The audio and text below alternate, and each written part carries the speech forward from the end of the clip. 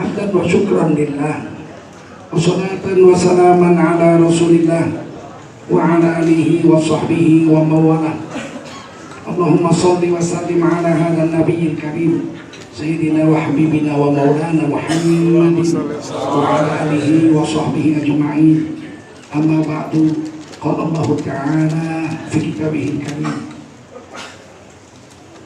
A'udzu billahi minasy syaithanir rajim.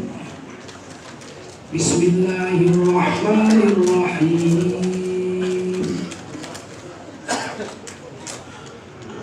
Qul innani hadani rabbi ila siratin mustaqim dinan qiyaman millata Ibrahim hanifa wa ma kana minal musyrikin. Qul inna salati wa nusuki wa mahyaya wa mamati lillahi rabbil alamin la syarika lahu wa bidzalika umirtu wa ana awwalul muslimin. Qala Rasulullah sallallahu alaihi wasallam, man kharaja min baitihi fi talabil ilmi fahuwa fi sabilillahi hatta yarji. Baginda Rasul bersabda, siapa keluar dari rumahnya untuk mendapatkan ilmu, orang itu adalah orang yang berjihad fi sabilillah sampai dia kembali ke rumahnya. Mudah-mudahan kita semua mendapatkan pahala jihad dari Allah SWT. Sadaqallahul azim wa sadaqa rasuluhun nabiyyul karim wa nahnu ala dhalika minasy syahidin wasyakirin walhamdulillahi rabbil alamin. Para ulama, tuan-tuan guru, para habaib, bil khusus penceramah kita yang awal tadi dari FPI, Front Pembela Islam, yang hari ini dibenci sekali oleh orang-orang musyrikin, munafikin, dan orang-orang fasik. Tidak apalah, memang Allah sudah cerita, Nabi aja dibenci, apalagi cuma kita. Biasalah, Nabi itu kurang apa? Sejak kecil digelar Al-Amin, orang terpercaya, nggak pernah dusta, nggak pernah khianat, akhlaknya lemah lembut, wajahnya cantik rupawan. Diusir juga dari Mekah. Yang musir paman-pamannya, sepupu-sepupunya, sahabat-sahabat. Apa sih salah Nabi? Satu aja salahnya, mau menegakkan syariah di kota Mekah. Orang Mekah nggak suka. Nabi cuma mau menegakkan syariah Allah, mau menegakkan agama Allah di Mekah, diusir Nabi. Nggak ada salah lain, Nabi bukan maling, bukan garong, nggak pernah main Twitter, nggak pernah main Facebook, ya kan? Dibenci juga, biasa. Hidup di akhir zaman ini memegang agama seperti memegang bara api. Digenggam agama itu tangan kita ke belakang, dibuang apinya mati. Agama ini perlu ada yang ngurus. Hari ini agama nggak ada yang ngurus. Agama datang ke pejabat-pejabat bilang gua kasih pedah, bisa sana pergi.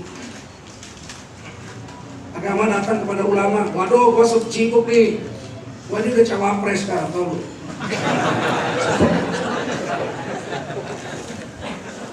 Lain-lain ulama gua mau nyalek, gak sempet ngurus lu. Agama datang orang miskin, tolong urus saya. Kata orang miskin, gimana lu? Gua makan aja nyampe, makan aja gak masukin nyampe, yang masuk angin. Karena gua mau urus lu. Agama datang pada orang kaya, urus saya. Kata orang kaya, saya ini kekurangan waktu, kalau bisa satu hari itu 48 jam, nggak sempet ngurus. Terus siapa yang ngurus agama? Siapa yang ngurus agama sekarang? Giliran ada orang yang ngurus agama, diributin, dicaci maki, dicurigai. mau menegakkan khilafah, anti NKRI, penebar kebencian, batomu.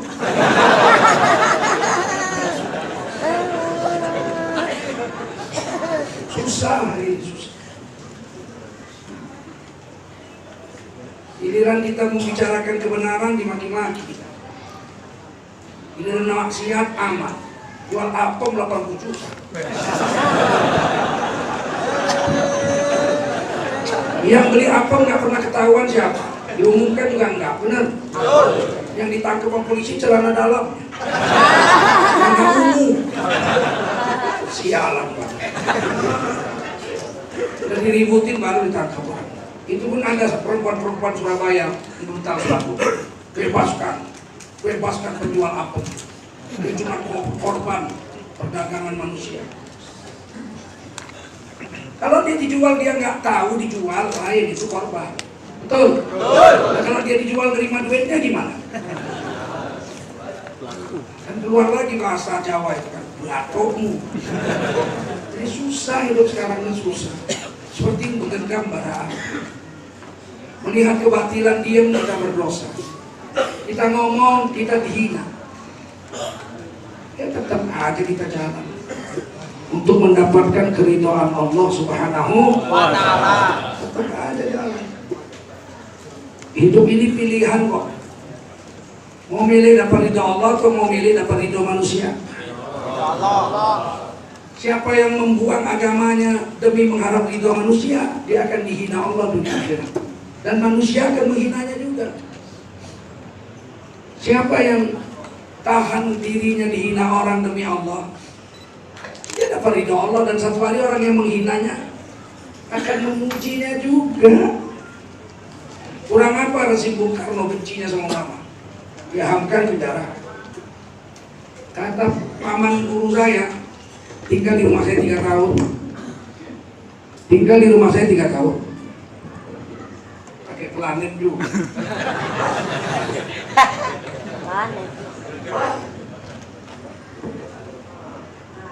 Namanya Buya Bakhtiar. Lebih terang ini. Tinggal di rumah bapak saya 3 tahun. Yang mengazankan saya waktu lahir Buya Bakhtiar, hafiz Quran, saudara seperguruan di Hamka. Dia cerita sama bapak saya, anak dia Kolonel Buyung namanya, intelijen. Jadi dengan izin anaknya itu dia bisa jumpa Buya Hamka di penjara. Buya Hamka sempat minum kencing karena nggak dikasih minum. Yang di penjara waktu itu bukan Buya Hamka aja, Muhammad Nasir, Buya Hamka, Syekh Isa Ansori di Medan, Ghazali Hasan, ulama-ulama besar, Sultan Syahrir yang ikut mendirikan negara-negara ini di penjara.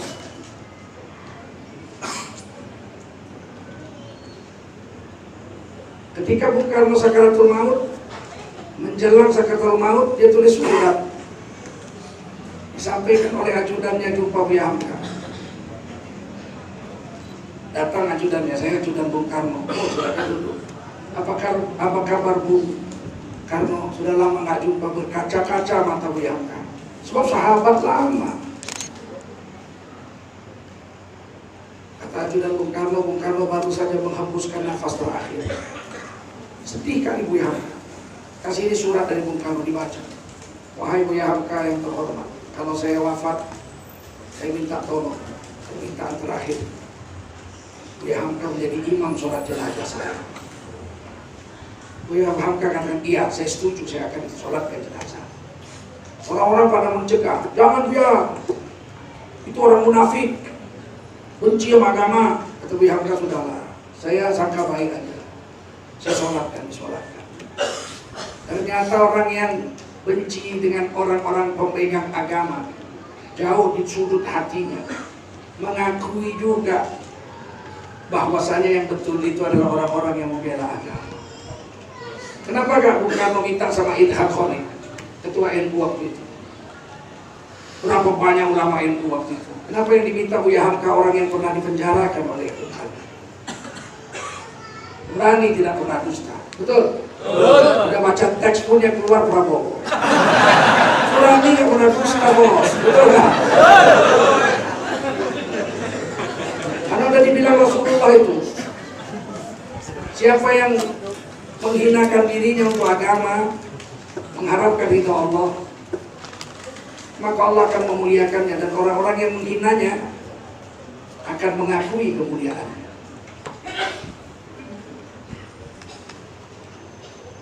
Oleh karena itu tetaplah pegang ini agama sampai mati, insya Allah ya. Amin. Yang pertama saya ingin sampaikan bahwa Nabi Muhammad itu diutuskan Allah, tidak bawa budaya. Nah, Nabi Muhammad diutuskan ke dunia bukan membawa budaya. Ini penting saya jawab karena ada seorang tokoh agama yang mengatakan, kami pergi ke Mekah pulang bawa agama, bawa ilmu, nggak bawa budaya. Apa maksudnya dengan perkataan itu? Siapa yang pulang dari Mekah bawa budaya? Siapa? Maksudnya budaya apa? Jenggot serban jubah itu budaya. Tapi bawa ilmu nggak bawa budaya. Nah itu yang mau saya jawab. Bahwa Nabi diutus ke Allah ke dunia nggak pernah untuk membawa budaya. Apa yang dibawa Nabi? Dua. Huwallazi arsala rasulahu bil huda. Dialah Allah yang telah mengutuskan seorang rasul, rasulnya yaitu Nabi Muhammad sallallahu alaihi wasallam bil huda, bawa hidayah, bawa petunjuk. Bukan bawa budaya, hidayah, budaya memang mirip-mirip. Kalau salah kuping budak ya, hidayah dari budaya. Maka harus pasang kuping terang-terang, ya enggak? Yang dibawa itu hidayah, petunjuk. Bagaimana cara sholat? Shollu kama ra'aitumuni usolli, kata Nabi. Sholatlah kamu sebagaimana kamu lihat aku sholat. Yang lihat Nabi sholat sahabat, betul? Betul. Sahabat ngajarkan sama murid-muridnya, para tabi'in. Para tabi'in, murid-muridku, sholatlah kamu sebagaimana engkau lihat aku sholat. Shollu kama ra'aitumuni usolli. Bagaimana kau lihat Nabi sholat? Loh, kami gak jumpa Nabi, dia lihat saya. Kamu murid-murid lihat saya sahabat Nabi, saya lihat Nabi. Saya yang lihat Nabi saya, kamu lihat saya. Sholat kamu mirip saya, ya saya mirip Nabi. Tabi'in ngajar tabi'in, murid-muridnya lagi, generasi di bawahnya. Hadisnya sama, nggak berapa. Shollu kama ra'aitumuni usolli. Sholatlah kamu sebagaimana kau lihat aku sholat Rasulullah. Muridnya bilang, saya nggak lihat Rasul. Iyalah, kamu lihat saya. Saya lihat guru saya, sahabat Nabi lihat Nabi. Terus ke bawah, sampai ke Imam Syafi'i, terus sampai kepada guru saya. Saya lihat guru saya lihat gurunya, guru tembus ke Nabi.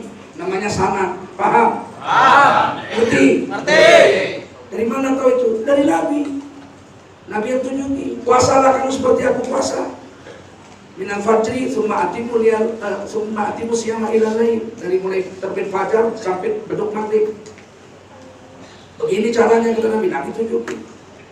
Khudhu manasikakum, khudhu minni manasikakum. Kau ambillah daripada aku cara-cara kamu berhaji. Semuanya aku tunjuk dari Nabi, betul? Betul. Bagaimana cara baca Quran? Kata Nabi, Allah berfirman, Inna anzalnahu Qur'anan Arabiyyah la'allakum ta'qilun. Sesungguhnya kami Allah menurunkan Quran dalam bahasa Arab supaya kau pakai akal. Pakai akal. Quran bahasa Arab. Di ayat lain Allah perintah, warattilil Qur'ana tartila. Bacalah Quran sebagaimana malaikat Jibril menurunkannya kepada Nabi Muhammad. Saya tanya guru saya, Syekh Abdul Rauf, gurunya Ra'isul Qurra sedunia, pemimpin qiraat 7 sedunia. Namanya Ahmad Hijazi di Makkah, Al-Mukarramah. Ijazah saya itu dari guru saya, dari Ahmad Hijazi, terus gurunya sampai ke Rasulullah. Satu buku nama guru-gurunya itu lengkap semua ditulis. Sampai ke Jibril alaihissalam, sampai ke Allah. Benar namanya sanad. Saya tanya guru saya. Atau, saya panggil kakek, atau bahasa Medannya atau itu kakek. Mbah gitu. Eyang. Kong. Waktu bahasa Cina itu angkung. Diambil nomor Betawi, kong. Kalau bahasa Cinanya angkung. Jadi bahasa Betawi jadi rokok. Saya tahu nih saya orang Cina. Cuma saya orang Cina hanya tuh orang kuliah mata sipil.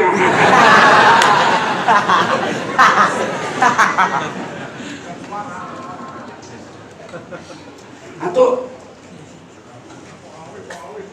Rasulullah dikabarkan dalam hadis sahih kalau sholat membaca wattini wa zaitun jadi imam, tidak ada sahabat yang bisa mengimbangi keindahan bacaan Rasulullah. Padahal Rasulullah bersabda dalam hadis yang lain, Abu Musa al-Ash'ari, engkau telah diletakkan seruling keluarga Daud di mulutmu.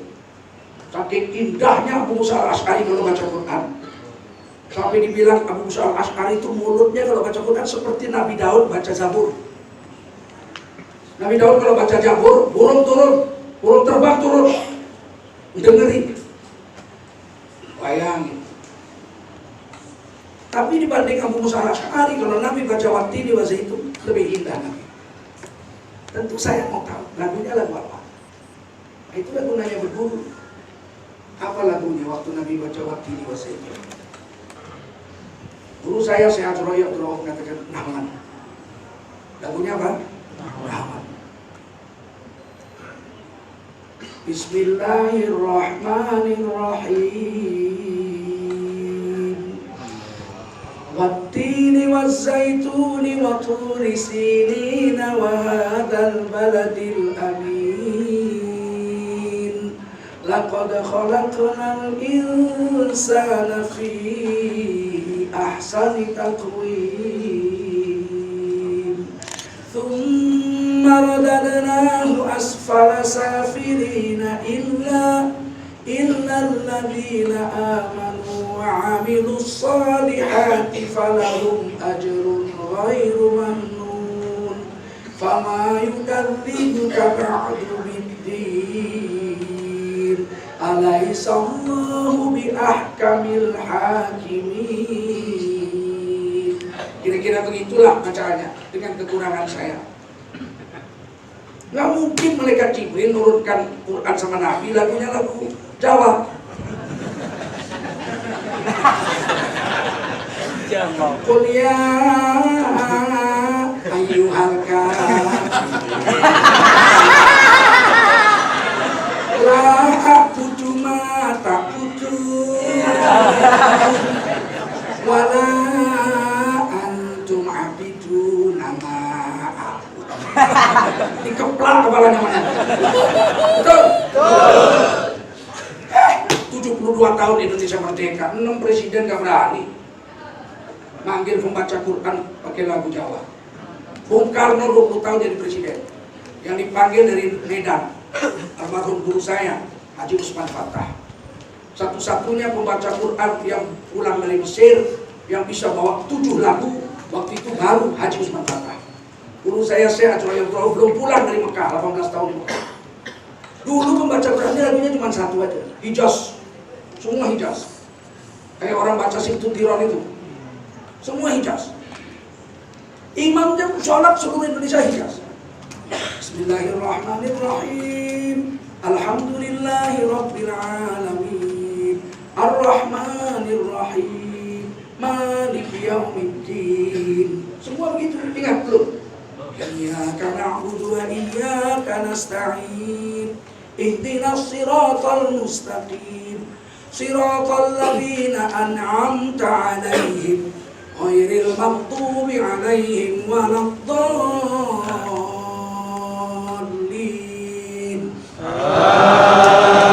Amin. Semua itu Imam. Azannya pun Hijaz. Allahu akbar, Allahu akbar. Betul? Betul. Dulu semua gitu. Satu-satunya se-Indonesia yang bisa 7 lagu Syekh Utsman Fattah almarhum guru saya.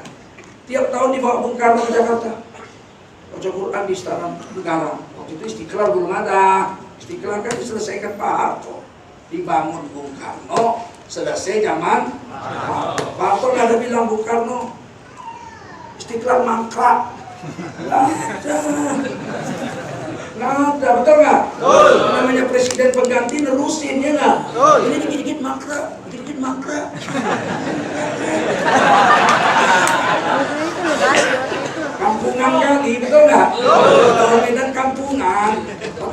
ngomong. Tugas presiden yang melanjutkan presiden sebelumnya, betul?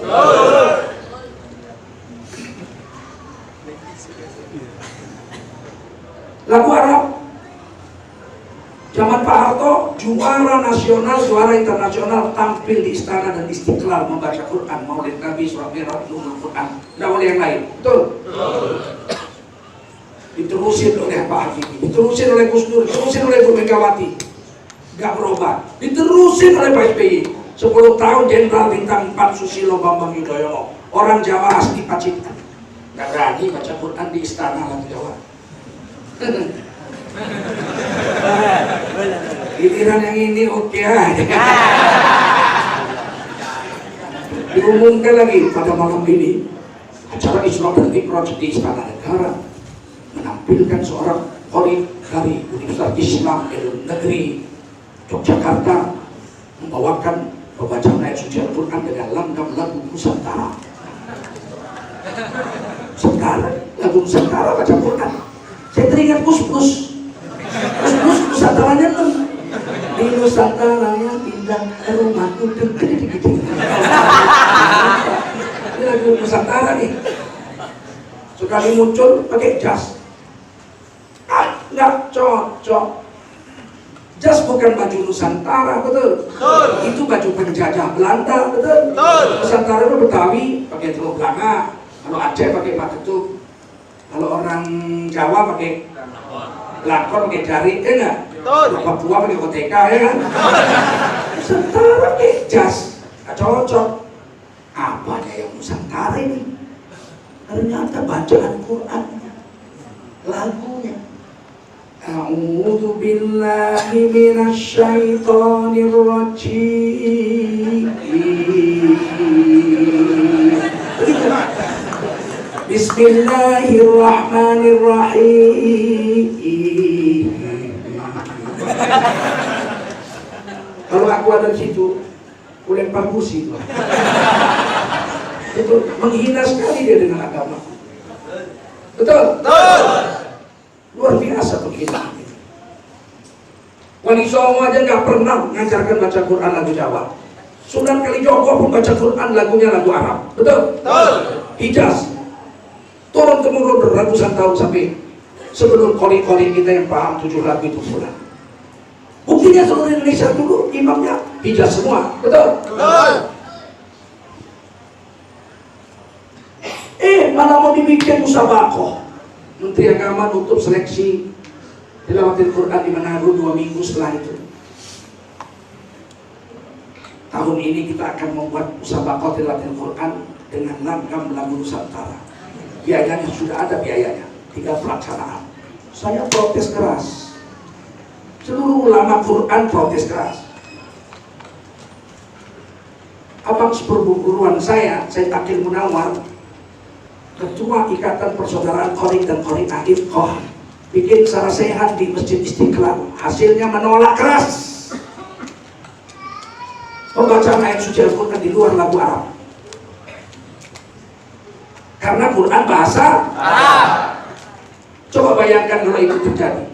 Kalau kita nggak protes, musabaqah lagu daerah, peserta nomor 1 dari Sumatera Utara membawakan lagu Sinanggar Tulu. Sinanggar Tulu, Alhamdulillah Rabbil Alamin, Alhamdulillah Rabbil Alamin. Peserta nomor 2 dari Jawa Barat membawakan lagu Manuk Dadali. Manuk Dadali, Alhamdulillahi Rabbil Alamin, Ar-Rahmanir-Rahim, Maliki Yaumiddin. Peserta nomor 3 dari Solo membawakan lagu Bengawan Solo. Alhamdulillahi Rabbil Alamin. Dari Sulawesi Selatan membawakan lagu Angin Mamiri. Angin mamiri ku pasang, alam nasroh laka sabrok, wa wadokna angka wisrok, alladhi angkototok. Apakah acur Quran? Acur. Besok sholat maghrib kok gitar orang.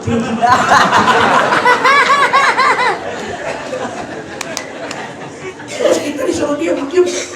Jangan menebar kebencian. Jangan memecah belah persatuan.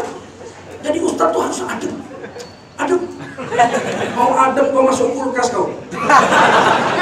Sama otak-otakmu beku. Melihat kemungkaran kau suruh adem, betul nggak? Betul. Kita udah ceramah begini di mana-mana nggak minta maaf sampai sekarang, betul? Nggak ada minta maaf sampai sekarang.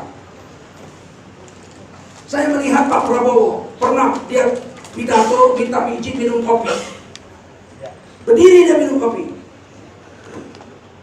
langsung diberi peringatan pada ulama-ulama, Pak kalau minum makruh berdiri Pak, mesti duduk. Kali kedua dia pidato, maaf izinkan saya minum kopi. Duduk minum kopi dia. Saya ini prajurit, tentara, nggak ngerti agama. Jadi saya minum berdiri tegur oleh ulama, harus duduk, maka sekarang saya duduk. Itu baru negarawan, betul nggak? Betul.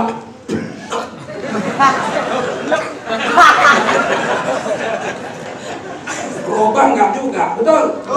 Itu berdua periode. Maaf lah dulu Pak. Orang Medan maaf lah dulu Pak. Nggak berjiwa negarawan. Jiwa negarawan itu kalau salah udah maaf, betul? Nggak ngotot. Susah memang. Nah, ini yang saya mau kasih tahu bahwa Nabi Muhammad itu tidak bawa budaya. Nabi Muhammad itu membawa hidayah, wadinil haq, dan membawa agama yang paling betul. Agama yang paling betul. Agama lain, lakum dinukum, saya nggak urus. Itu toleransi itu begitu. Ditanya sama saya, tentu kalian saya, agama apa yang paling betul? Islam. Loh, agama lain, lakum dinukum, saya nggak urusin. Dalam toleransi Indonesia, kita wajib mengakui keberadaan agama lain. Agama Kristen ada, Katolik ada, Hindu ada, Buddha ada, Konghucu ada. Kita wajib mengakui keberadaannya, tapi tidak mesti mengakui kebenarannya. Betul. Allah juga begitu. Allah mengakui ada agama Yahudi di Quran, betul nggak? Ada agama Nasrani di Quran, betul? Ada agama Majusi, Sobiin, ada kan? Tapi Allah nggak mengakui kebenarannya. Allah katakan inna dina indallahil Islam. Dari banyak agama yang paling betul adalah Islam. Allah aja begitu. Kalau saya ditanya agama apa yang paling betul menurut anda, menurut kalian? Islam. Tiba-tiba orang marah. Berarti anda telah menghina agama saya. Gondolmu. Jangan analogi sesat ente. Sama juga orang datang sama saya, Pak Tengku Zulkarnain, saya, siapakah wanita tercantik di dunia? Tegas-tegas saya katakan istri saya. Terus dia marah, anda menghina istri-istri kami. Di mana menghinanya?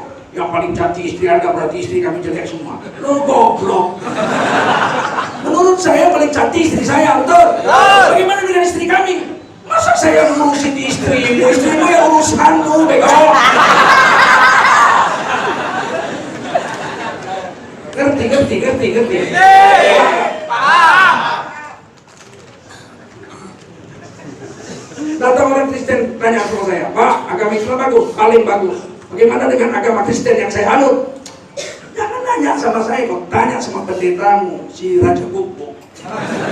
Jelas? Bagi saya lakum dinukum, saya nggak urusin agamamu. Saya mengakui agamamu ada. Saya mengakui hak-hak agama yang lain untuk tumbuh di Indonesia. Saya tidak ganggu. Tapi saya tidak mesti mengakui mereka betul. Paham? Itu hak asasi kita, betul? Sekarang ini mau dirusak. 4 tahun ini dirusak nih. Yang sudah 70 tahun bagus, sekarang dirusak. Toleransi itu seolah-olah harus kita datang ke gereja. Udah banyak sekarang pakai jilbab, bahkan ada yang pakai jubah. Haleluya, haleluya. Apa-apaan. Ada kiai datang ke gereja, sholawat Nabi. Lagunya lagu gereja, Malam Kudus. Malam Kudus, sunyi senyap, bintangmu cemerlang. Diganti sholawat. Sholatullah, salamullah, ala toha rasulillah. Gatel. Ngapain lu selawat di gereja, siapa yang mau denger? Bener nggak? Lu mau selawat di masjid, betul? Di musola, betul? Di lingkungan orang Islam, benar? Atau di sawah sana nggak ada orang sama sekali? Di sawah nggak ada orang, kalau kita selawat, sallallahu alaihi asyraf, Allah memberi dia selawat 10, dan semua jin-jin malaikat yang ada di sawah itu ikut bersolawat bersama orang itu. Paham? Kadang ini otak dirusak, kayak jilbab nyanyi di gereja. Ada pula kiai ceramah di gereja, ngakunya kiai ceramah di gereja. Udah ceramah bukan menceritakan kehebatan Islam, malah jelek-jelekan Islam. Emang suntuloyo anak kendungnya. Buat apa dia ceramah di gereja menjelek-jelekan agamanya sendiri?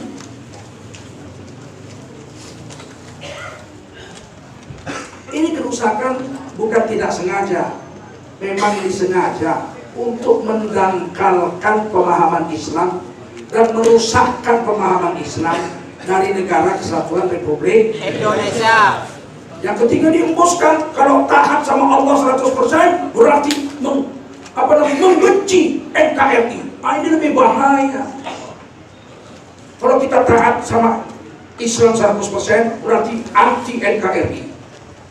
Ini PKI mungkin ini yang mengembus-ngembuskan ini, betul? Justru Indonesia ini disuruh taat sama agamanya, betul? 100%. Jangan diadu domba. Kalau taat beragama berarti anti budaya, kalau taat beragama berarti anti NKRI. Ini iblis saja ibunya kerja. Dalam Undang-Undang Dasar 1945 Pasal 9 ayat 1 ditulis tegas-tegas, negara Indonesia, negara adalah berdasarkan ketuhanan yang Maha Esa. Sekali lagi ulangi, negara berdasarkan ketuhanan yang Maha Esa. Dasar negara kita ketuhanan yang Maha Esa. Menurut Undang-Undang Dasar Pasal 9 ayat 1. Bukan Pancasila. Pancasila itu falsafah negara, cara pandang bangsa Indonesia terhadap dirinya. Saya dulu kuliah 2 semester dapat mata kuliah filsafat Pancasila. Betul? Pancasila itu falsafah. Cara pandang bahwa bangsa Indonesia harus berketuhanan yang esa, harus berkemanusiaan yang adil dan harus berpersatuan Indonesia, tidak boleh pecah-pecah NKRI, harus bergerak nyata. Rakyatannya yang dipimpin oleh khidmat kebijaksanaan dalam permusyawaratan garis miring perwakilan, yang bermusyawarah milih bupati, milih presiden, perwakilan. Sekarang dikhianati kita. Sekarang yang milih bupati, milih presiden, milih gubernur, milih langsung. Nggak ada di Pancasila itu. Pancasila adalah musyawarah oleh wakil rakyat, mereka yang milih, betul? Ini pengkhianatan terhadap Pancasila. MUI tahun 2012 sidang seluruh Indonesia di Ijtima Fatwa Ulama Fatwa di Tasikmalaya sudah mengeluarkan rekomendasi kembalikan kepada Pancasila sila keempat, bahwa pemimpin dipilih oleh wakil-wakil rakyat. Waktu itu udah hampir menang, kita voting hampir menang. Tiba-tiba Demokrat belok, ragu-ragu Demokrat waktu itu, kita kalah. Kembali lagi pilihan langsung. Milih presiden biayanya 24 triliun. Bayangin, belum lagi pilkada. Kalau DPR yang milih cukup 60 bungkus nasi padang udah terpilih bupati. Betul? Betul. Cukup 1000 bungkus nasi padang terpilih presiden. Betul? Nah sekarang ini milih presiden ini nanti, pemilu nanti 24 triliun. Kotaknya kertas lagi. Kertas digembok. Astagfirullah. Saya ini udah keliling 35 negara, Pak. Saya ini udah keliling 35 negara dakwah. Dari Australia sampai Kanada. Dari Maroko sampai Kamboja. Dari Jepang sampai ke Eropa. Belum pernah ada pemilu di negara lain kardus digembok. Lalu di sini orang gila milih lagi. Astagfirullah. Orang gila milih. Ya Allah. Ada 14 juta orang gila di Indonesia. Berapa juta? 14 juta orang gila di Indonesia. Jangan-jangan nanti yang bikin menang presiden yang gila-gila itu. Astagfirullah. Ini negara apa main-mainan ini negara ini? Negara ini main-mainan apa serius ini negara ini? Aneh.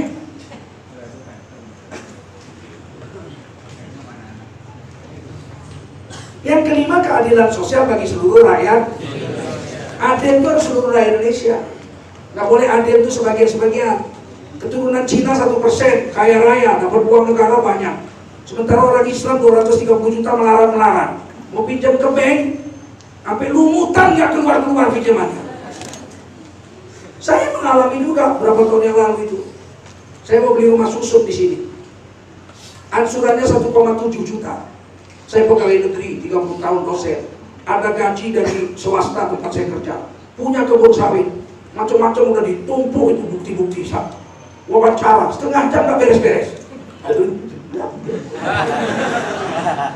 Saya bilang, kamu ini, saya mau pinjam, mau beli rumah, cicilan 1,7 juta saja kamu setengah jam nanyain saya nggak beres-beres.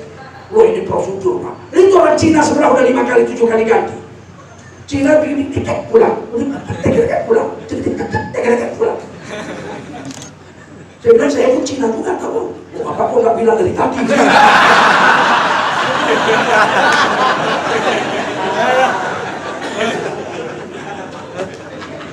Kita jengkel begini nih, menjijikkan, betul nggak? Kan keadilan sosial bagi seluruh rakyat. Ini cerita Imamun Adilun tadi cerita rencana mau. Pemimpin itu harus adil. Nah, sayangnya adil sekarang kan diselewengkan. Adil itu bahasa Arab, betul? 2 kali dalam Pancasila, betul? Sila kedua, kemanusiaan yang adil dan beradab. Sila kelima, keadilan sosial bagi seluruh. Ada 700 bahasa seluruh Indonesia dari Aceh sampai Papua, 700 bahasa. Tidak ada satupun bahasa daerah yang punya kata-kata yang sama, padanan, sepadan, searti dengan kata adil. Nggak ada. Orang Aceh tanya, apa bahasa Aceh adil? Adil. Orang Batak, bahasa Bataan adil, adil. Orang Jawa, Mas, sampai saking putih, kalau saking Solo mau, oh tiap Jawi, asal Solo, cinta tapi ini,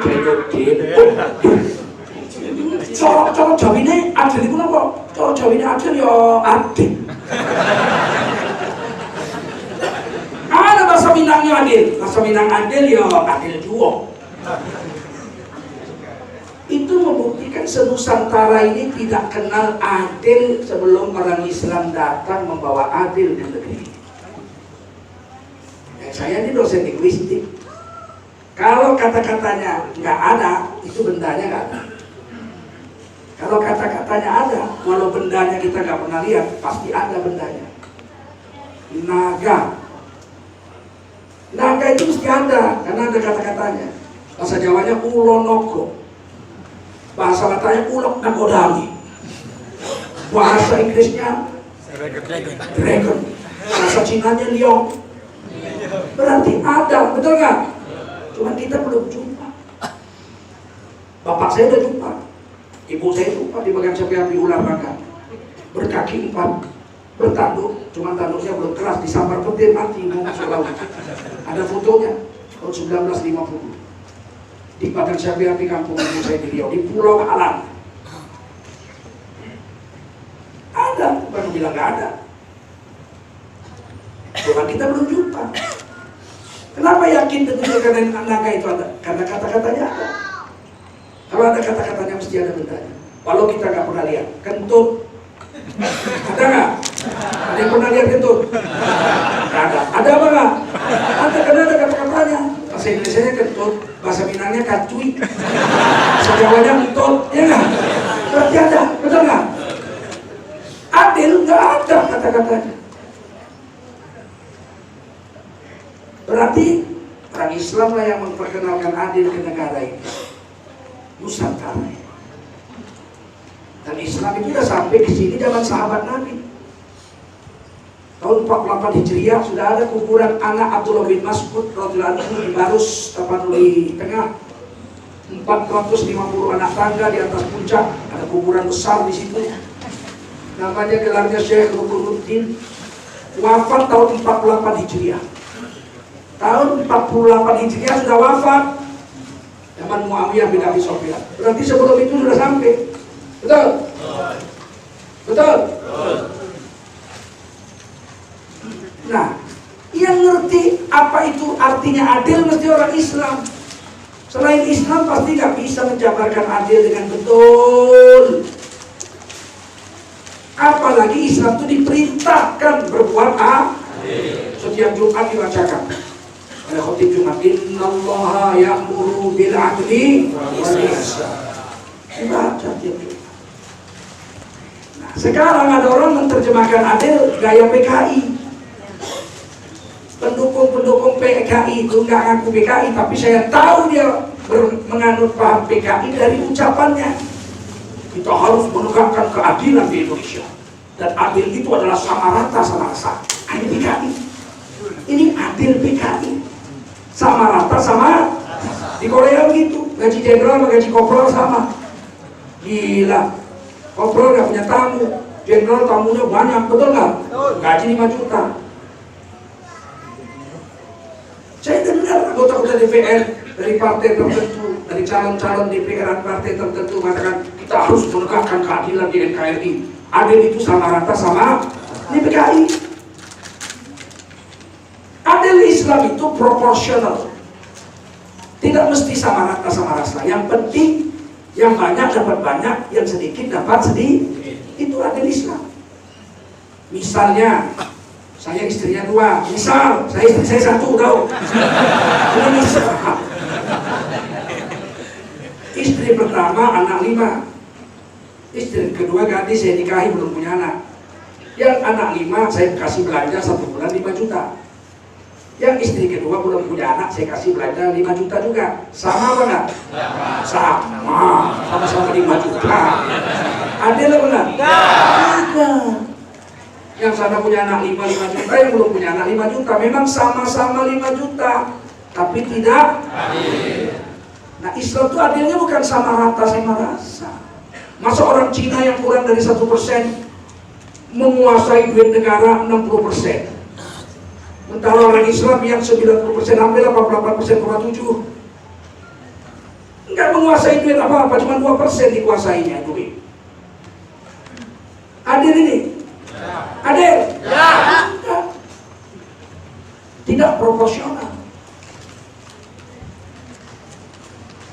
Saya kasih contoh bahwa adil sama rata sama rasa itu justru zalim. Zalim. Saya mau buat kopi. Yang banyak dikasih banyak, yang sedikit kasih sedikit. Itu Islam. Airnya segelas. Kalau PKI sama rata, airnya segelas. Kopinya segelas, gulanya segelas, aduklah minum kalau nggak perlu. Itulah adil PKI itu sama rata sama. Adil Islam lain, yang banyak kasih banyak, airnya segelas, kopinya ya sesendok, gulanya 1,5 sendok, aduk, minum, jelas lebih enak. Paham? Sekarang ini kita mau dirongrong seolah-olah Islam itu mengganggu negara. Kita harus terimanya. Rakyat Indonesia ini harus diam aja. Mesti dilawan dong. Cara melawannya kemana? 17 April jangan senggol-senggol dia, ya enggak? Diciptakan Islam supaya takut. Ulama-ulamanya ditakut-takuti. Saya dikejar parang sampai ke tangga pesawat. Biarin aja tuh ngejar pakai parang. Karena yang dikejar saya Tengku karena yang pakai jubah serban gitu. Padahal saya wakil sekjen Majelis Ulama Indonesia. Pusat 2 periode. Nggak ditangkap, nggak diproses hukum, dibiarin aja. Giliran Ahmad Dhani cuma bilang ludahi 1 tahun 6 bulan penjara. Keturunan Cina nabrak orang dengan sengaja di Jawa Tengah cuma 1 tahun penjara. Nabrak orang mati 1 tahun penjara. Bilang udah itu 1,6 tahun. 1 tahun 6 bulan. Adil itu. Saya dikejar pakai parang, satu pun gak ada yang diproses hukum. Coba kalau Ibu Megawati turun dari pesawat dikejar pakai parang sama orang pakai jubah sorban. Allah Akbar. Parangnya busa. Parangnya busa aja, gak usah parang bener. Kira-kira ditangkap gak? Tangkap gak? Jadi ini adil. Perlu diganti gak? Menebar kebencian, terserah kau lah. Yang jelas kami udah jijik.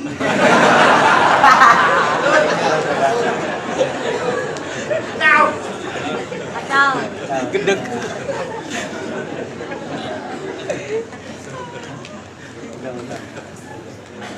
Pasal 29 ayat 2 lebih hebat lagi.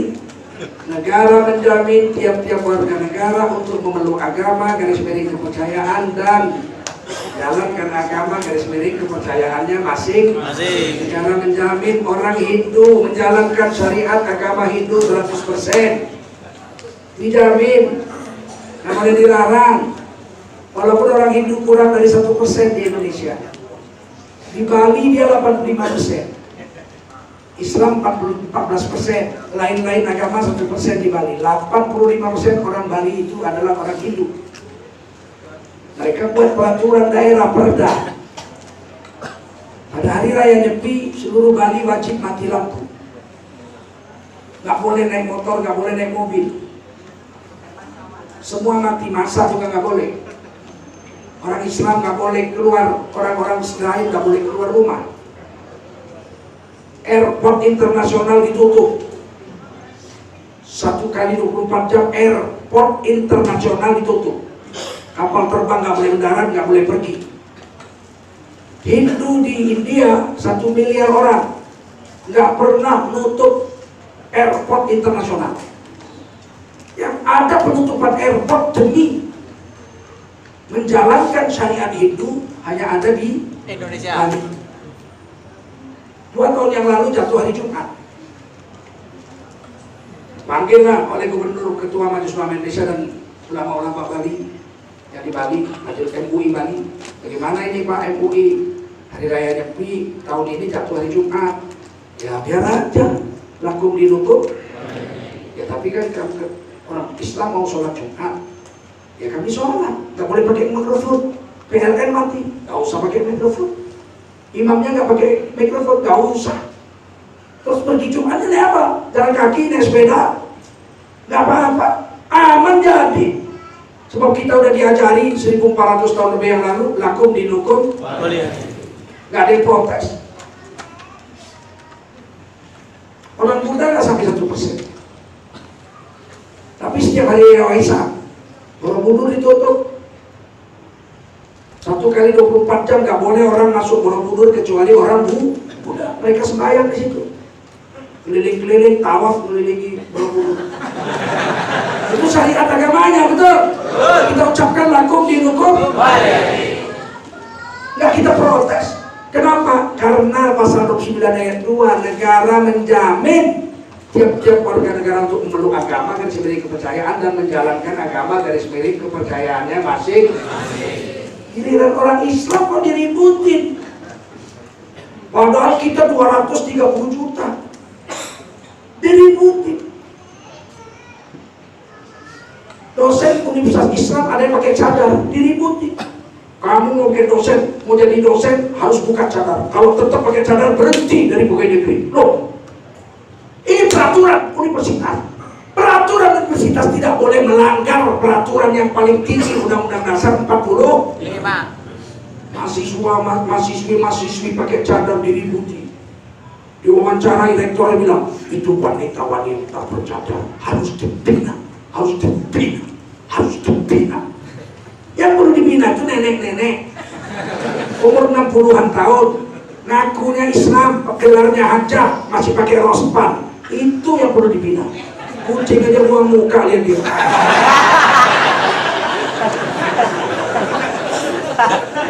Paham? Lu pakai cadar gak perlu dibina, itu ada di Quran surah Al-Ahzab ayat 59. Ya ayuhan nabi kulli azwajika wa banatika wa nisa'il mu'minin yudnina 'alaihin jalabibihin. Hai Nabi, perintahkan pada istri-istrimu, perintahkan sama anak perempuanmu semuanya, dan perintahkan kepada semua istri orang beriman sampai hari kiamat, wajiblah mereka menutup seluruh tubuh mereka dengan jilbab-jilbab mereka. Menurut Departemen Agama, Pak, terjemahannya yang 1 jilid atau tafsirnya yang 12 jilid yang dicetak pakai uang negara, Pak. Situ ditulis jilbab adalah (2) sejenis baju kurung yang longgar yang dapat menutup kepala, wajah, dan dada. Ulangi semua, kepala, wajah, dan dada. Apa namanya yang tutup wajah itu? Dada. Ada di Quran, Departemen Agama, Al-Ahzab 59, silakan cari baca. Tiba-tiba IAIN yang di bawah Departemen Agama itu dari dibilang. Itu cara pikir PKI, paham? Saya tidak menuduh dia PKI, tapi cara pikirnya cara PKI, betul nggak? Betul. Mau ada di Quran kok dilarang? Dilindungi Undang-Undang Dasar 45 pasal 9 ayat 2. Yang kedua kerudung. Waliyadribna bi khumurihin ala juyubihin. Wajiblah perempuan-perempuan menutupkan seluruh tubuhnya dengan kerudung. Ini bukan jilbab, kerudung, khimar, jamaknya khumur. Illa ma dhahara minha, yang boleh nampak cuma wajah dan telapak tangan saja. Di surah An-Nur ayat 31. Nampak wajah dan telapak tangan.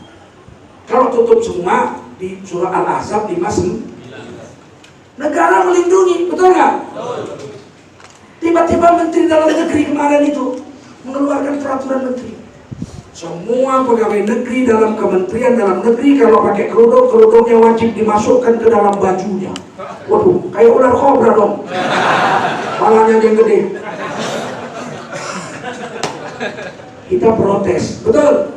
Semua ulama-ulama yang berani protes. Saya dimaki-maki, protes itu di Twitter, di Facebook saya protes.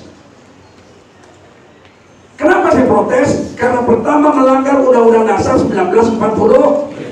Quran membolehkan kok menteri melarang. Kita protes. Berapa jam kemudian peraturannya dicabut. Inilah peraturan tercepat di dunia. Dia bilang ini peraturan kura-kura. Bulus, keluar kepalanya sebentar, masuk lagi.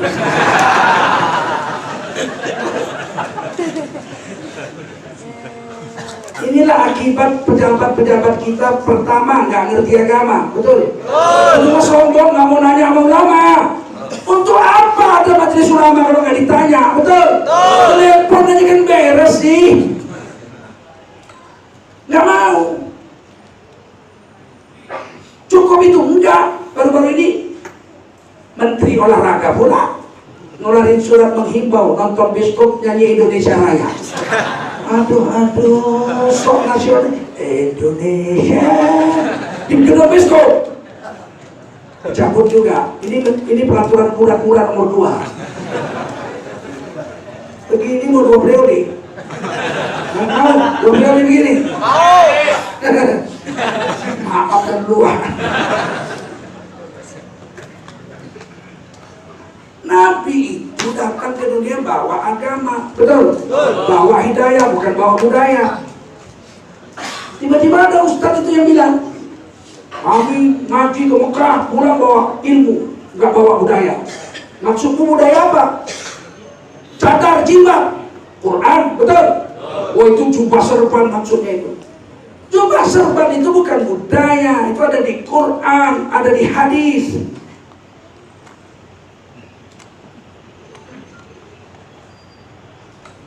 Masalah ini jubah ada di Quran, salah satunya surah Al-A'raf ayat 26. Ya Bani Adam, ya laki-laki, anak cucu Adam yang laki-laki. Kalau tadi yang perempuan 2 kan, An-Nur 31 dengan Al-Ahzab 59. Ini yang laki-laki. Qad anzalna alaikum libasa, alaikum, kum laki-laki, betul? Jamak mudzakkar salim itu, alaikum ente. Laki-laki. Orang kedua, libasa, beberapa jenis pakaian yang kami kirimkan kepadamu, kata Allah. Yang pertama, yuwari sauatikum, sekedar tutup aurat saja. Pakai celana jojon, sholat sudah sah. Celana jojon tertutup dengkul sampai pusar, betul nggak? Jojon orang yang tahu agama, dia tamatan pesantren Tasikmalaya, nggak pernah tinggal berjemaah, sholat dengan grupnya, dan dia berhasil mengislamkan Cahyono. Mana pernah jojon ngelawak, nyari kesempatan meluk-meluk perempuan? Nggak pernah jojon lakukan itu. Saya bertetangga dengan jojon. Sholat pakai dengan jojon sah nggak? Sah. Sah? Sah nggak? Sah, kan aurat laki-laki dan kalau sampai pusat saja. Sah apa nggak? Sah. Terus kalau besok sholat Jumat di Masjid Al-Iman ini pakai celana jojon sama khotib-khotib yang 40 ketek, alhamdulillah pakai celana jojon nggak pakai baju, sah apa nggak? Sah. Pantes apa nggak? Ya. Kan baju yang kedua, risha, pakaian eksekutif. Kalau orang Barat pakai jas, kalau orang Jawa pakai jari batik, pakai baju basket, pakai pelangkon. Kalau orang Melayu, Sumatera, Malaysia, Riau, Singapura, Brunei, sholat Jumat itu pakai tulung belanga. Tulung belanga itu jubah, dipotong sedengkul, sepaha, ditambah kain, sarung sampai dengkul Betawi. Itu semua pakai begitu. Sholat Jumat boleh, bagus, terhormat. Risha. Yang ketiga, walibasut taqwa, pakaian takwa. Dzalika khair. Yang ini yang paling baik. Apa pakaian takwa? Inilah jubah serban jenggot, tongkat, cincin. Pakai cincin, sunnah. Ini cincin zaman SBY maju nih. Begitu tukar presiden nyungsep nih cincin.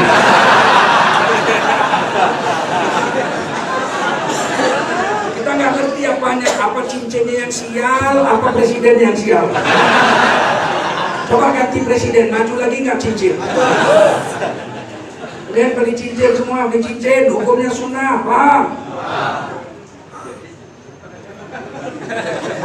Mau beli cincin mana? Kau bening.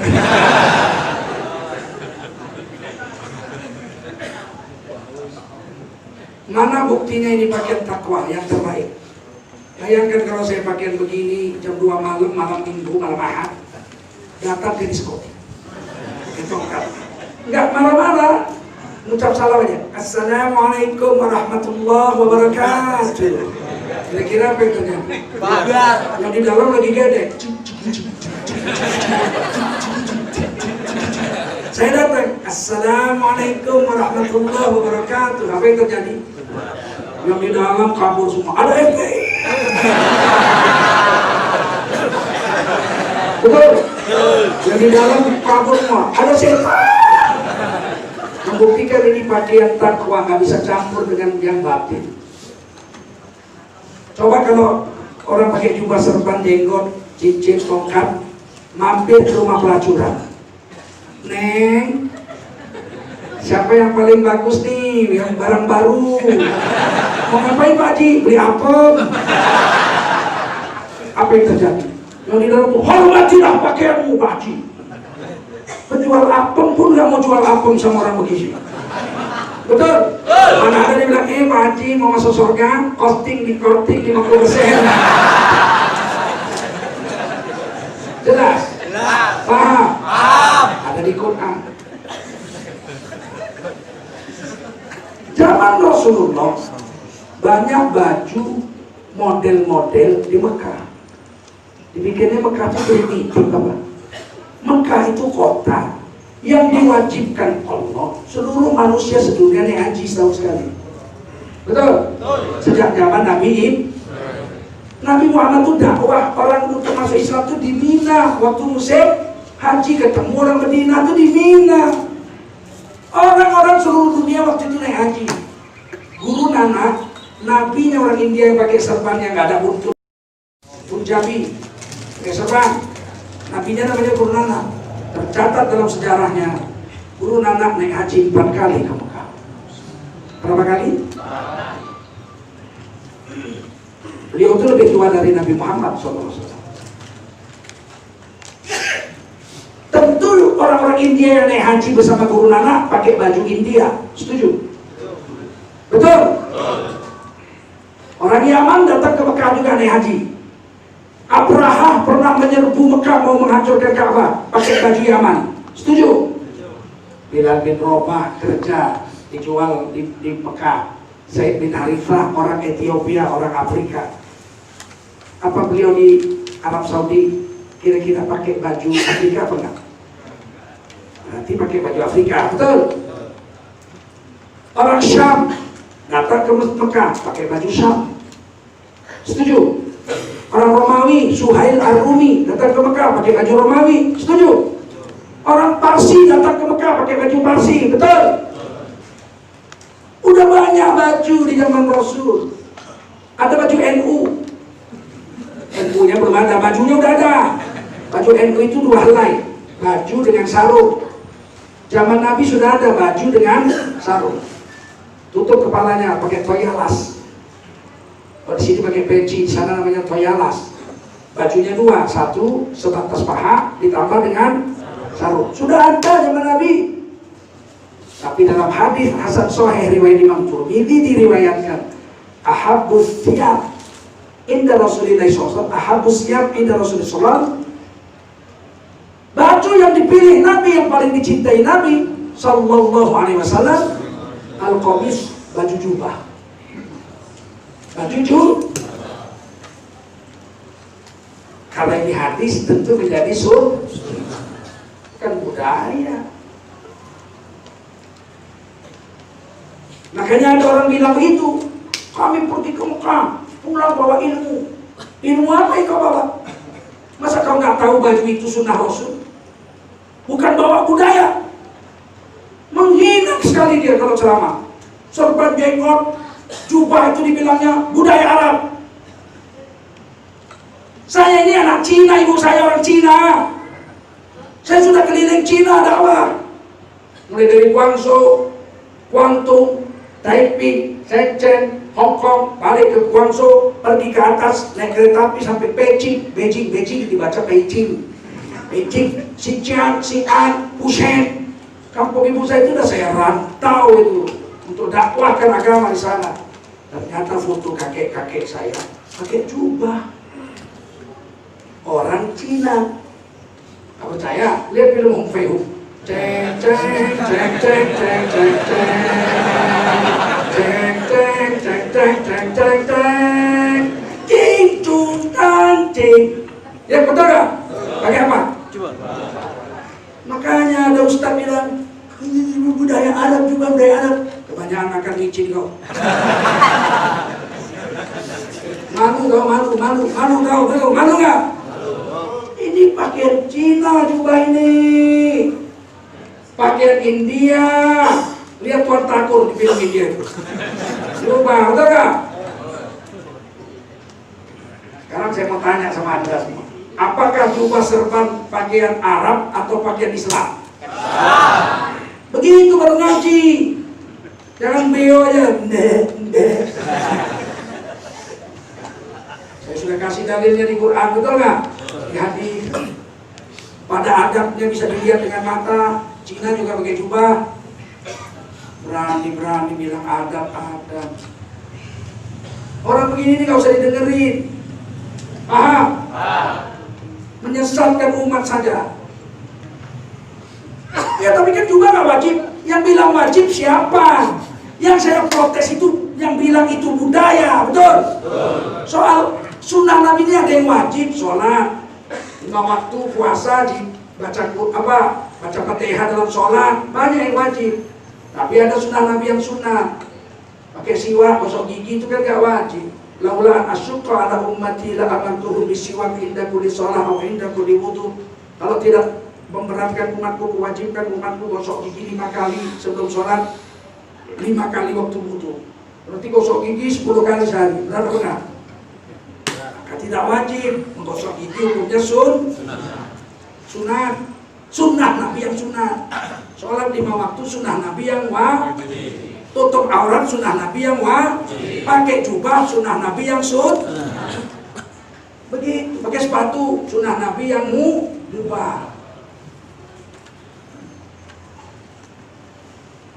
kadang-kadang kita bingung, ini bagaimana agama ini sekarang ini rusak begini. Giliran kita meluruskan dibilang nyinyir. Kami ini serba salah. Kita protes kebatilan, dibilang nyinyir, dimaki-maki. Kita diamkan kebatilan, kita berdosa. Kan susah ini hidup ini. Kami bisa aja pura-pura bodoh kayak yang lain. Mati ya mati. Yang penting kita makan. Bisa, tapi bagaimana menghadapi Allah di hari kiamat? Siapa yang menyembunyikan ilmu akan dipasang di mulutnya kekang dari api neraka. Dan dia akan diseret masuk neraka dengan kekang neraka gara-gara nyembunyiin ilmu. Nggak sanggup kita untuk itu. Maka kita beritahu, Pak, kalau mau cari selamat kan enak, tidur-tidur aja ya. Apa susahnya? Lihat orang berzina, astagfirullah, Rabbana. Apa susahnya? Nggak ada yang benci sama kita, betul? Tapi cukup kah itu? Bisakah begitu?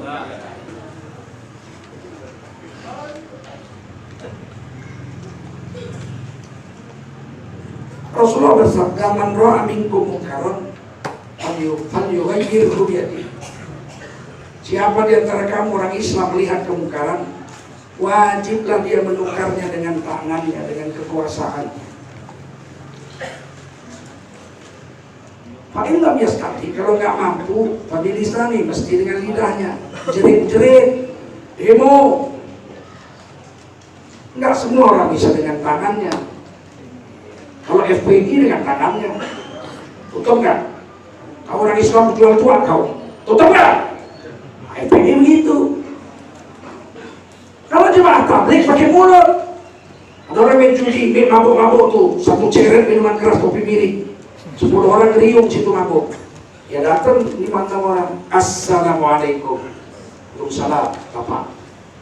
Kita sama-sama orang Islam, diikat dengan kalimat la ilaha illallah. 20 menit lagi azan maghrib, Pak. Hidup pendek, Pak, 67 tahun kita mati. Setelah itu kita akan bertemu dengan Allah dan mempertanggungjawabkan perbuatan kita. Mari Bapak siap-siap, ambil wudhu, kita sama-sama ke masjid, menjalankan perintah Allah sholat 5 waktu berjemaah. Selepas itu kita akan dengar ceramah tentang iman dan amal soleh. Siapa? Mari Pak. Pakai mulut. Yang ketiga, fa'il lam yastati, kalau nggak mampu, kami qalbihi, benci dengan hati. Jadi catat sama Nabi, fadzalika aful iman, benci dengan hati terhadap maksiat, iman yang paling lemah. Iman yang paling lemah. Kenapa Nabi bilang iman yang paling lemah? Kalau benci dengan hati, karena tidak merubah keadaan. Ada orang jual narkoba, kita cuma benci dalam hati. Jual narkoba, kita mungkin nggak kena narkoba sampai mati karena kita benci, tapi anak kita, cucu kita, tetangga kita, negara kita hancur dibikin narkoba. Maka dibilang Nabi itu yang paling lemah, membenci dengan hati paling lemah. Saya kasih contoh biar jelas ini. Saya jemur padi 10 kaleng di depan halaman rumah saya.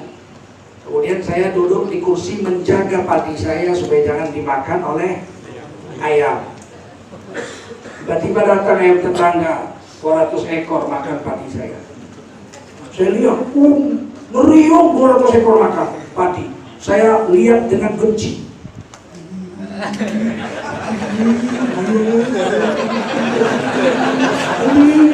Satu hari habis tuh padi dimakan ayam. Betul? Itu yang dibilang Nabi iman paling lemah. Saya yang tidak dimakan ayam, tapi padi saya habis. Jelas? Maka kata Nabi itu paling lemah, nggak membawa manfaat besar bagi orang. Yang kedua pakai mulut. Pakai mulut cuma bisa 3 kali. Cuma mempan 3 kali. Saya duduk nunggu padi, datang 200 ekor ayam makan padi saya. Saya bentak, loncat ayam. Sebentar dia balik lagi, makan lagi. Saya bentak kedua, dia loncat sedikit. Lihat saya cuma duduk aja di kursi. Yang makan lagi. Bentar ketiga, dia cuma noleh.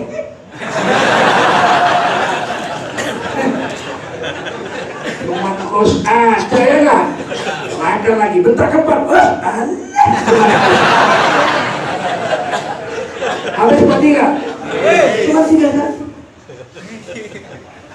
Tapi kalau pakai tangan, kita duduk, kursi, datang 200 ekor ayam makan. Kita berdiri, kita kejar-kejar itu ayam. Sampai kita berak-berak itu ayam. Loncat pagar, loncat pohon, kejar-kejar 5 menit. Yang muncul dikit, kejar, sampai stres. 10 menit kemudian kita duduk. Baca Yasin. Yasin. Al-Qur'anil Hakim. Innaka laminal mursalin. Ayam datang.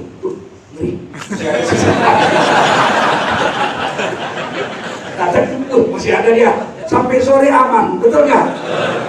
Maka Nabi bilang yang paling kuat dengan bagi mulut itu selama ini. Kita pulang kerja capek-capek, buka kamar, istri kita lagi tidur, telanjang bulat sama laki-laki lain. Astagfirullah, istriku ini apa ini? Dia bilang, pemanasan mas. Terima kasih. Terus kita bilang, astagfirullah, Rabbal baraya. Begitu. Malah laki-laki bilang, kambing. Kalau aku baca lah, betul nggak? Betul. Kalau dibacok lehernya mati, kita masuk penjara. Kuping jadi bacok. Kalau kuping nggak penjara itu. Kenapa kau bacok kupingnya? Ya bini ku dinaikinya. Atau polisi kau salah, coba bini kau naiki.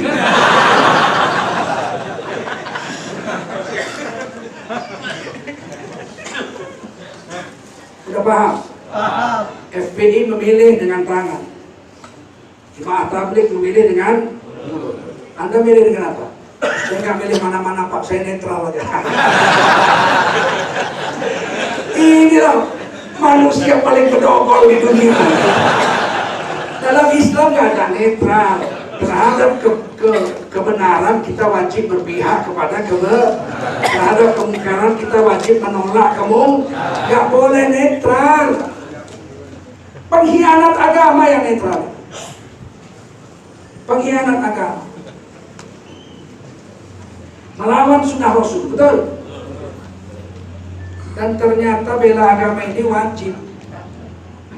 Ketika agama dihina orang, ketika agama dimainkan orang, itu hanya pecah dua, nggak ada pecah tiga. Ya ayyuhalladzina amanu kunu ansarallah. Hai kamu orang beriman, jadilah kamu penolong-penolong agama Allah. Perintah ini fi'il amar, perintah kamu semua orang beriman, jadilah kamu bangkit berdiri gabung menjadi penolong-penolong agama. Perintah. Kama qala Isa bin Maryam, sebagaimana dulu Nabi Muhammad Isa alaihissalam pernah minta tolong sama murid-muridnya, kaum Hawariyun, man ansari ilallah, siapa di antara kamu yang mau menolong agama Allah. Waktu itu Palestina sedang dijajah Romawi. Romawi waktu itu belum punya agama. Belakangan Romawi jadi kerajaan Kristen. Waktu itu belum. Mereka itu hobinya olahraga, main panah, adu pedang, lomba kuda. Untuk supaya semangat dibikin stadion. Paham? Stadion. Mau buat stadion, kalau ngambil batu gunung dipahat lagi lama. Mahat batu 3 kali 5 meter, 2 kali 4 meter kan lama. Diambil aja batu masjid-masjid. Sinagog-sinagog itu batu kayak Masjid Haram, Al-Aqsa, Masjid Al-Aqsa. Itu dindingnya bukan batu bata, Pak, batu gunung. Gede-gede 2 kali 3 meter, 5 kali 4 meter, itu disusun. Jadi dinding gede-gede, sebesar-besar pintu itu. Sebesar-besar kulkas itu, apa? Fan itu. 4 kali 2 meter, 2 kali 5 meter, begitu-begitu disusun. Jadi dinding Masjid Al-Aqsa. Begitu juga lah stadion tempat gladiator dan sebagainya yang dibuat oleh Romawi, dibukai aja dinding-dinding masjid itu, dinding-dinding kuburan diambil, disusun, udah jadi stadion, gladiator segala macam. Orang yang beragama Yahudi, Nabi Isa kan meneruskan agama Yahudi, kitabnya Taurat. Beliau agama Nasrani, kitabnya Injil, tapi hukumnya hukum Taurat. Injil dengan Taurat gak bisa dipisahkan, sebab Injil gak punya hukum, hukumnya ada di dalam kitab. Lawan, kata Nabi Isa, kezaliman Romawi. Qala al-hawariyun, berkata murid-murid Nabi Isa 12 orang, nahnu ansarullah, kami yang membela agama Allah. Maka 12 orang ini masuk ke kampung-kampung mengajak, ayo siapa mau bela agama, masjid kita dihancuri, dibikin jadi tempat olahraga, bagaimana? Ini, ayo, siapa? Pecah dua lah Bani Israel. Fa'amanat ta'ifatum min Bani Israel, sebagian Bani Israel bangun bela agama. Wa kafarat ta'ifah, sebagian menolak membela. Yang satu bagian menolong agama, bangkit menolong, yang satu menolak. Gak ada di tengah-tengah. Saya sih tengah-tengah, nggak nolak, nggak bela. Ini Soetoro bin kampret ini. Nggak ada, Pak. Kalau ada di Quran saya milih yang tengah-tengah, betul nggak? Aman kan? Nggak ada yang maki-maki kita, ya kan? Sejahtera, tenang, anteng, kayak layangan itu kan. Kerja cuma aman, cuma kerjanya apa? Kerja cari nafkah, makan, minum, tidur, kawin, mati. Enak betul hidup ini, kayak binatang aja kalau begitu. Binatang kan begitu juga, dari makan, minum, tidur, kawin, mati. Kita ini bela agama, paham? Nggak boleh tengah-tengah. Kalau ada tengah-tengah, kami milih tengah-tengah. Habib Rizik saya yakin kalau ada tengah-tengah, milih tengah-tengah. Nggak ada. Bangkit bela agama atau tolak pembelaan terhadap agama, berarti kamu di golongan yang salah, golongan yang merusak agama. Fa'ayyadna alladhina amanu ala aduwihim fa'asbahu zahirin. Meskipun yang bela agama itu orang-orang miskin, buruh-buruh, kuli-kuli, pedagang-pedagang kecil, guru-guru, murid-murid Nabi Isa, ustad-ustad, muazin-muazin, imam-imam masjid kecil-kecil, yang sana konglomerat, jenderal-jenderal, menteri-menteri, bupati-bupati sana semua. Tetap aja Allah akan nampakkan kemenangan dan bela orang Islam untuk memenangkan perjuangan. Ini Quran surah As-Saff ayat terakhir. Renungi, nggak ada tengah-tengah itu, nggak ada. Kamu bela agama atau kamu tolak pembelaan terhadap agama.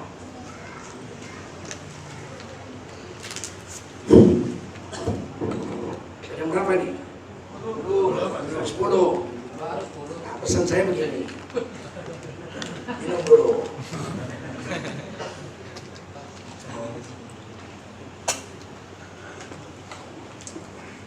Kenapa kami para ustadz bergabung untuk turun gunung ngurusi masalah kenegaraan ini?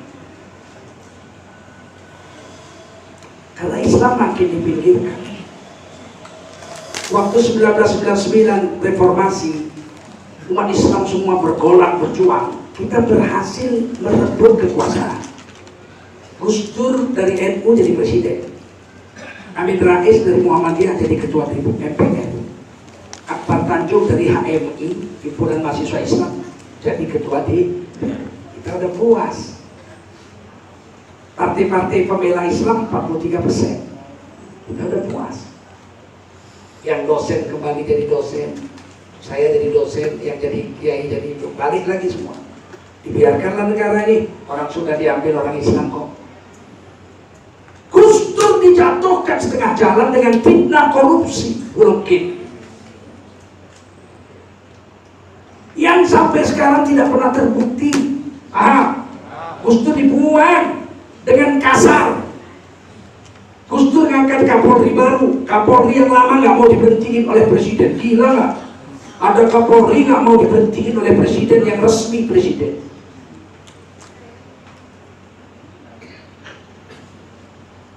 Amin Rais habis 5 tahun.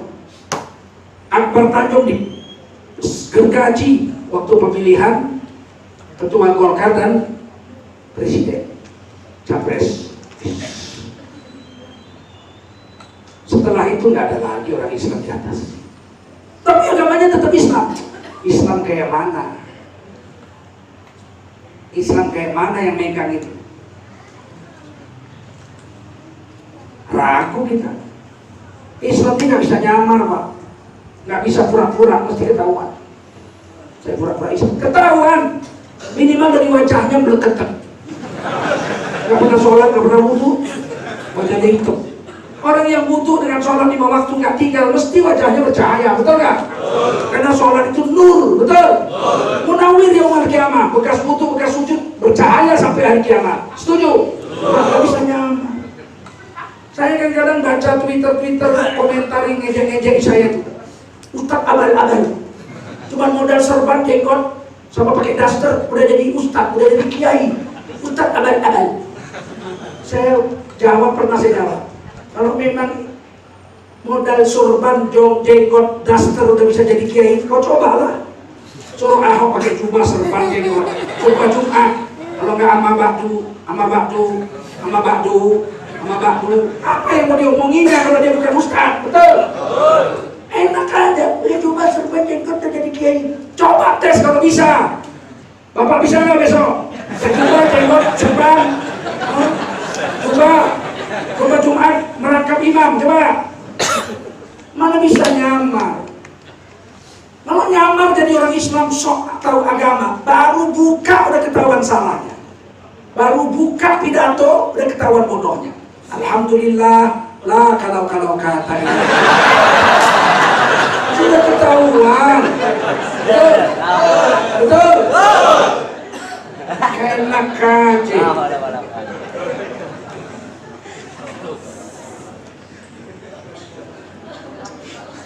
Oleh karena itu, kenapa kami turun? Karena agama ini sekarang diacak-acak. Din Samsudin sampai nangis pidato di Gontor. 4 tahun ini memang gak mau ngurus agama. Ngurus saya, ngurus enggak. Majelis Ulama Indonesia 4 tahun ini dijanjikan mendapat uang 1 tahun 30 miliar. Setahun, wajar lah MUI ya enggak, ngurus 34 provinsi. Kemaru kami itu yakin banget kita akan dapat 30 miliar. Janji langsung. Beliau di hadapan Menteri Agama memerintahkan MUI harus dapat 30 miliar. Yakin bener. Saya bilang nggak akan. Saya nggak percaya, Kiai. Ternyata sampai sekarang cuma dikasih 3 miliar, 4 miliar. Yang dijanjikan 30. Udah dikibulin begitu masih percaya juga, Kiai Ma'ruf. Saya nggak percaya lagi saya. Sebab langsung ngomong akan diberi 30 miliar. Kenyataannya enggak. MUI jadi begituin. Apalagi sampean-sampean ini tukang jual teri, tukang jual cendol.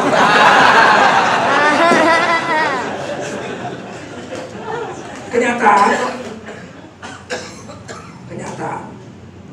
Mau apa lagi kita ngomong? Betul Din Samsudin itu nangis di kontor cerita itu, memang betul. Tidak main-main. Saya terpaksa buka ini karena Din Samsudin sudah dimaki-maki. Harus saya bela. Karena itu betul yang beliau bilang. Belum lagi undang-undang yang diacak-acak. Undang-undang perkawinan nomor 1 tahun 74 pasal 7. Usia perkawinan minimal untuk perempuan 16 tahun. Perempuan 16 tahun boleh nikah, laki-laki 19 tahun. Tiba-tiba mereka maju ke Mahkamah Konstitusi minta itu ditukar. Karena DPR nggak mau tukar, mereka ke Mahkamah Konstitusi. 9 hakim, sebagian besar orang Islam, putus memerintahkan DPR RI untuk menukar usia kawin. Menteri Kumham mengatakan tukar, sudah diperintah oleh Mahkamah Konstitusi, tidak boleh lagi DPR manas-manasan. Tukar. Saya usulkan usia kawin 22 tahun, anak perempuan baru boleh kawin, 22 tahun laki-laki baru boleh kawin. Menteri Agama bilang 21 tahun, perempuan baru boleh kawin. Coba kalau putus DPR besok ini, lagi sidang sampai 7 April, perempuan hanya boleh kawin umur 22 tahun. Berapa banyak perzinahan? Umur 16 tahun aja minimal udah berani jual apem, betul nggak? Apalagi umur 22. Saya tidak fitnah, betul? Ini bukan nggak sengaja ini. Sekarang dimajukan rancangan undang-undang P/KS, bukan PKS. P/KS, kekerasan dalam rumah tangga. Apa salah satu isi pasal? Suami yang mau campur melakukan hubungan suami istri dengan istrinya, kalau istrinya menolak, suami memaksa, maka suami diadukan ke Polsek dengan pasal memperkosa istri.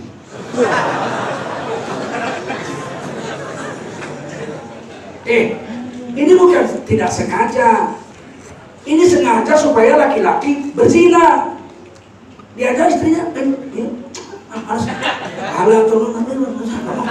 aku capek jual kape. Madundo, aku juga cemut-cemut gas bunyi. Kenapa memang? Dipaksa masuk penjara. 5 tahun penjara memperkosa. Keluarlah dia cari lonte-lonte lah dia di pinggir jalan sana. Betul nggak? Betul. Ini sengaja.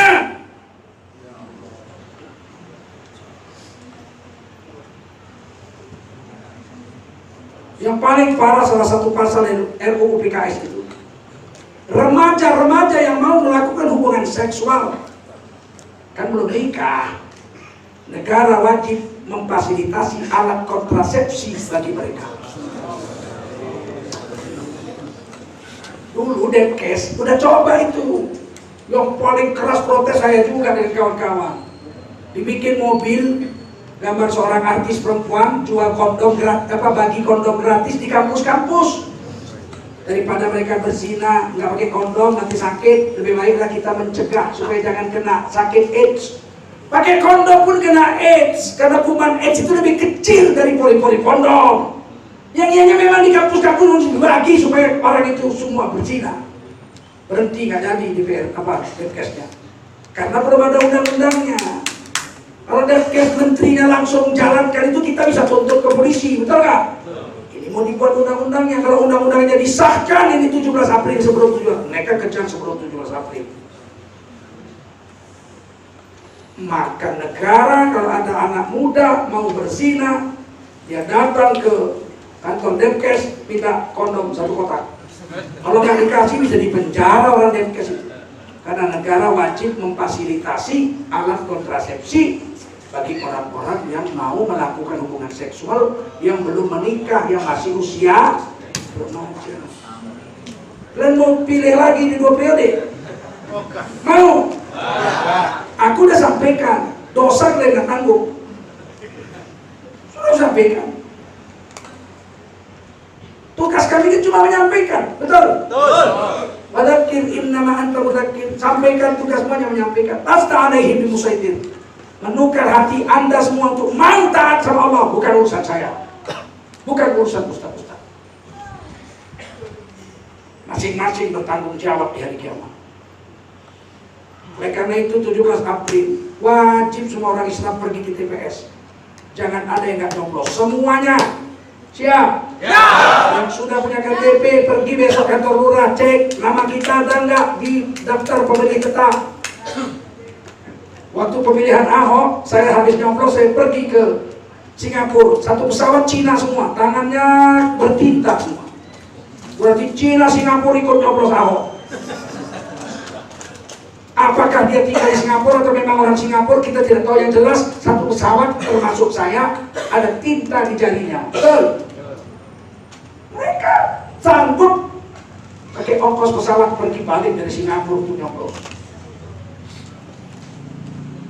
Ini yang baru dapat KTP ini ada 50 juta anak muda usia milenial.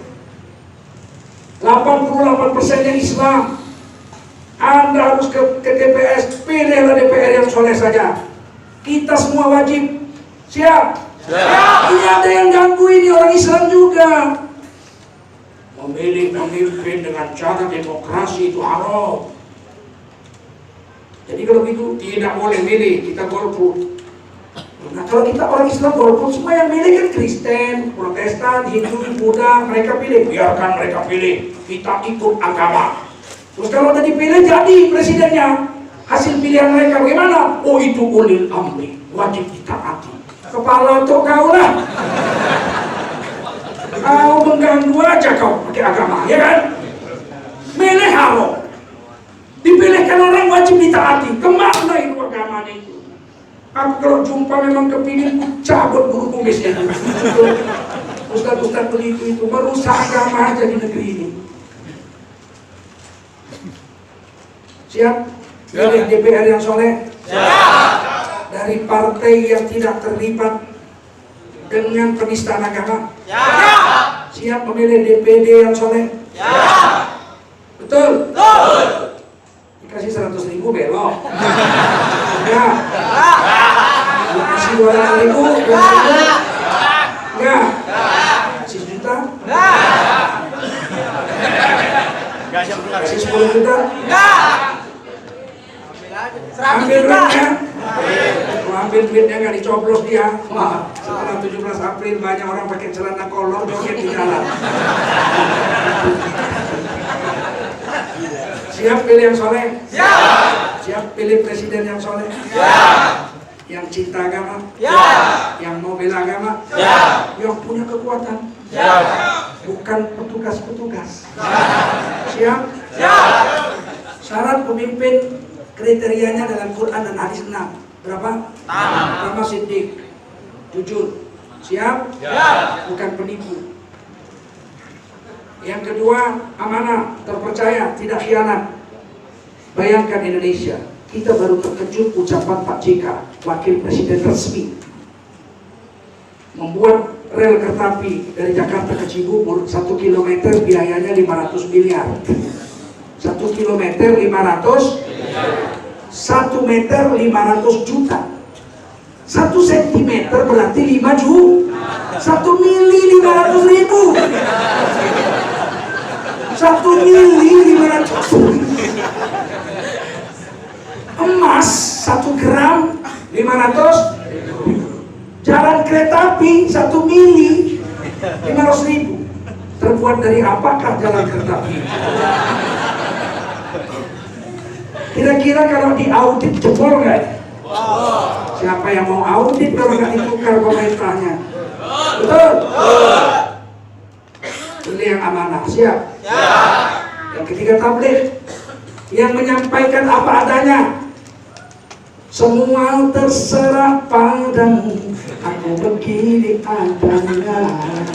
Ku hormati keputusanmu, walaupun apa yang kau lakukan. Sebelum terlambat, kita mesti melangkah ganti presiden. Oke, tidak pencitraan, betul?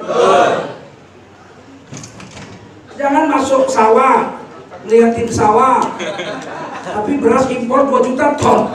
Apa masuk sawah ya? Terjadi tsunami, rumah rakyat hancur, lihat laut. Yang hancur darat, yang dilihat laut. Aku bingung. Apa otakku yang bodoh?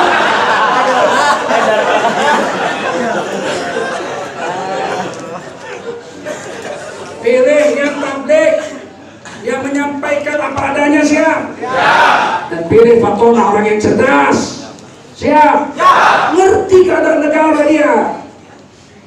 Ini ngerti saya ini. Tahun ini Sri Mulyani mengumumkan akan utang 400 triliun 1 tahun ini. Utang sudah 50400 triliun. Tahun ini akan utang lagi 400 triliun satu tahun ini untuk bayar bunga utang. 400 triliun setahun bagi 365 hari itu satu hari 1,09 triliun. Satu hari 1,09 triliun sehari. Itu bukan untuk usaha, untuk bayar bunga utang. Terus utang yang 5.400 triliun itu kemana? APBN tetap 1.800 triliun, nggak nambah-nambah. Utang itu ditaruh kemana utang itu? Ke APBN nggak? Ayo, ya untuk bangun jalan tol, jalan itu utang BUMN, utang lagi. Udah laku, udah jadi, dijual, betul nggak? Duit jualnya kemana? Ini perlu diaudit. Mesti yang cerdas, siap? Dua lagi di Quran. Bastotan fil ilmi. Pemimpin itu harus teruji ilmunya. Ciri-ciri orang berilmu menurut ilmu linguistik, saya dosen linguistik.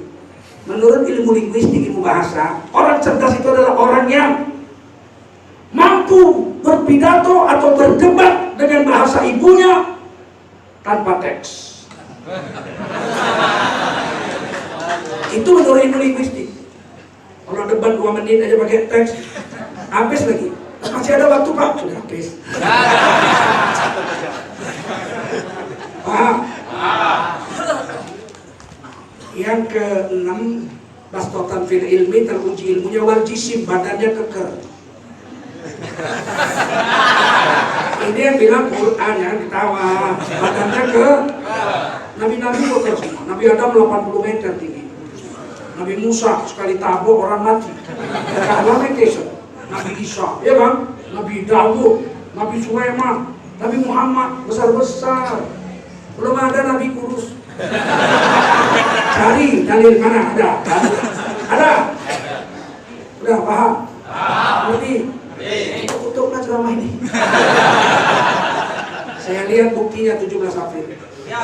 Ini nanti saya datang ini Cipinang nih. Berubah enggak ini?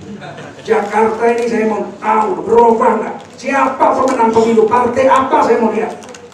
Berubah nggak dari tahun lalu? Ini sekarang agama ini penakut-penakut. Pilih DPR yang soleh dan bertarung, berani berdebat, membela agama, membela bangsa.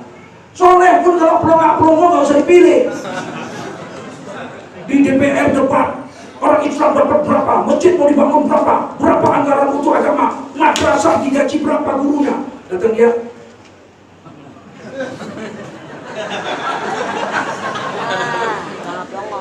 jam 12 pimpinan sidang permisi mau sholat dulu. Habis itu masuk sidang lagi. Soleh tapi pelongak-pelongok nggak usah. Yang bertarung dipilih. Kalau nggak soleh apalagi nggak soleh. Kemarin pemilihan gubernur 3 calon, AHY, Anies, Ahok, betul? Putaran pertama Anies, Ahok lolos, AHY kalah. Diwawancarai di TV. Seorang anggota DPRD dari Partai Islam, gelarnya Kiai Haji. Kiai Haji. Pak, ada Pak.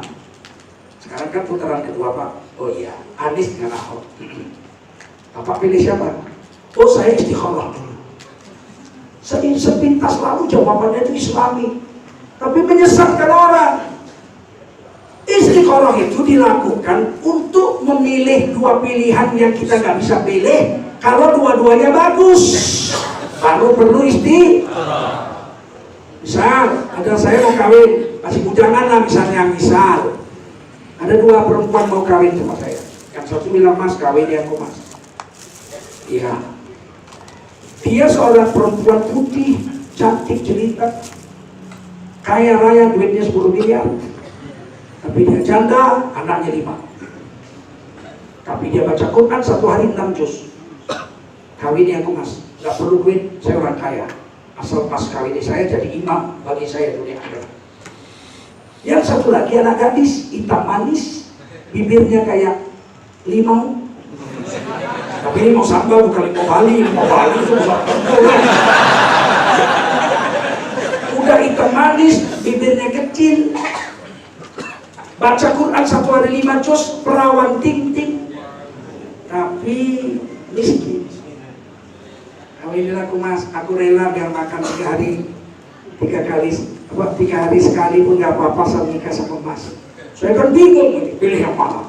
Bingung, aku bingung.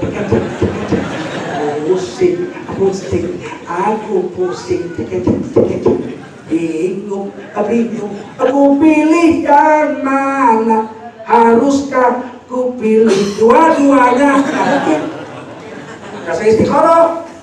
3 hari kemudian saya dapat ilham, kawini yang janda. Mama saya, ngapalah kau pilih yang janda lah. Solehah mah, ya sana pun soleh juga. Sana baca Quran 5 juz, sini 6 juz. Tapi sini ada anak yatim 5 mah.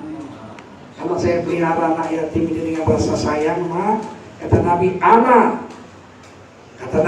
ana wa kafilul yatim hakata. Ini dipanggil KPU lah besoknya.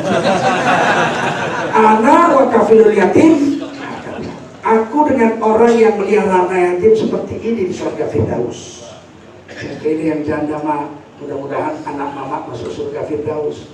Kalau anak mama masuk surga Firdaus karena ngurus 5 anak yatim, mama sama bapakku bawa pindah ke surga Firdaus. Itu gunanya istikharah. Kalau pilkada DKI, ngapain pakai istikharah? Kan seperti makan aja, Pak, lapar ya, udah 2 hari nggak makan, ini nasi sepiring Pak. Alhamdulillah, lauknya 2 mangkok, tapi Bapak harus pilih 1. Ini kari, oh boleh, pilih 1, nggak boleh 2. Oke, ini kari apa? Ini kari kambing. Yang ini kari anjing. Oh saya